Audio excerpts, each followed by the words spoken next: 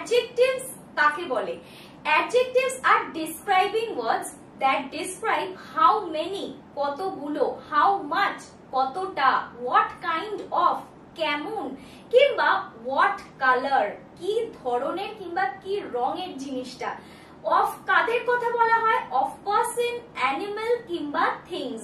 মানে এই সব পার্সনদের ক্ষেত্রে what kind of, how many, what colour আমরা অ্যাডজেক্টিভস ইউজ করে এই পার্সন, অ্যানিমাল, প্লেস কিংবা থিং এর ব্যাপারে ডিসক্রাইব করতে পারি। আমি যদি একটা এক্সাম্পল নিই, Rahul is wiring a black T shirt, তাহলে এখানে নাউন কোনটা?